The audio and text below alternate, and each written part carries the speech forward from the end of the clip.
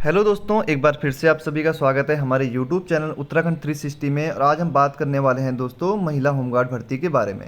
लेकिन उससे पहले मैं कहना चाहूँगा दोस्तों, जो लाइन में कई बार कहता हूँ कि हमारे हाथ में सिर्फ और सिर्फ मेहनत करना है और हमारे हाथ में क्या है, धैर्य करना है। बस हम धैर्य कर सकते हैं और मेहनत कर सकते हैं। हम ये तय नहीं कर सकते कि कल के दिन किस भर्ती में किस प्रकार की योग्यता मांगी जाएगी या कल के दिन किस भर्ती में कितने पद यहाँ पे निकल सकते हैं। हाँ, न्यूज़पेपर के माध्यम से एक थोड़ा सा आइडिया लग जाता है, लेकिन 100% हम श्योर नहीं हो सकते हैं कि कल के दिन ऐसा ही होगा।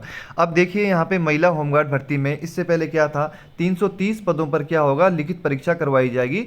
ऐसा यहाँ पे नोटिफिकेशन हमें सूचनाएं हमें मिल रही थी न्यूज़पेपरों के माध्यम से। लेकिन अब यहाँ पे 330 पदों पर यहाँ पे लिखित परीक्षा नहीं होगी।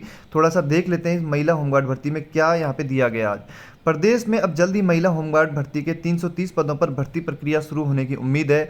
भर्ती को लेकर लिखित परीक्षा कराने को लेकर चल रहा असमंजस अब काफ़ी दूर हो चुका है। शासन स्तर पर निर्णय लिया गया कि भर्ती के लिए लिखित परीक्षा नहीं होगी। इनकी जो भर्ती होगी वो शारीरिक परीक्षा और शैक्षिक योग्यता के आधार पर होगी।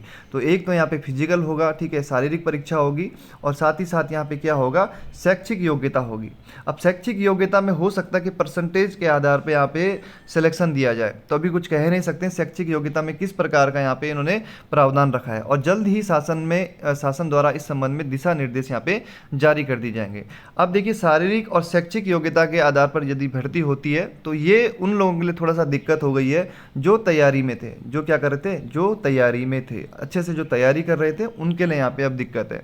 सीधी सी बात है, क्योंकि हो सकता है, देखिए, अगर यहाँ पे शैक्षिक योग्यता में अगर परसेंटेज बेस के हिसाब से यहाँ पे अगर ज्वाइनिंग देते हैं तो कई महिलाएं कहें या पुरुष कहें, किसी भी भर्ती की हम बात करें अगर मान लीजिए, तो कई बार क्या होता है, परसेंटेज हमारे क्या होते हैं, कम होते हैं। लेकिन जिस समय अभी हम हैं तैयारी के लाइन में, तो हमारी तैयारी काफ़ी अच्छी होती है। हालांकि हमारे हाई स्कूल इंटर के जो परसेंटेज हैं 8वीं के कह लीजिए आप, तो वो हमारे कम रहते हैं, लेकिन हमारी तैयारी इस समय अच्छी रहती है। तो ऐसे अभ्यर्थियों के लिए यहाँ पे दिक्कत रहेगी। अब तो चलिए यहाँ पे क्या लिखा गया साथ साथ देखते हैं। शासन ने इसके लिए पहले होमगार्ड मुख्यालय को परीक्षा कराने के लिए कहा था। जो होमगार्ड मुख्यालय, कहा गया कि प्रश्न पत्र भी मुख्यालय ही बनाएगा। मुख्यालय ने यह कहते हुए हाथ पीछे खींच लिए कि लिखित परीक्षा का जो प्रश्न पत्र है वो कार्य किसका है, विशेषज्ञ एजेंसी का होता है। और इससे पहले भी होमगार्ड के लिए लिखित परीक्षा की व्यवस्था नहीं थी। इस पर शासन में फिर से मंथन हुआ। इसके बाद यह निर्णय लिया गया कि अब लिखित परीक्षा के स्थान पर शैक्षिक योग्यता के आधार पर महिला होमगार्ड की भर्ती की जाएगी। तो शैक्षिक योग्यता और शारीरिक परीक्षा के हिसाब से यहाँ पे अब आपको भर्ती मिलने वाली है। तो यहाँ पे अब इसमें तो देखिए, जो मेहनत कर रहे हैं और जिनके परसेंटेज या कम है तो उनके लिए थोड़ा सा यहाँ पे दिक्कत होगी। इसके अलावा अगर हम अन्य पदों की बात करें दोस्तों, तो देखिए अगस्त में यहाँ पे मार्तुली जी ने कहा है कि कुछ पद आपको देखने को मिल सकते हैं। तो अगर ऐसे यहाँ पे आते हैं तो मैं मानता हूँ कि उत्तराखंड में जब भी फॉर्म आते हैं तो अधिकतर वो फॉर्म होते हैं कनिष्ठ सहायक के।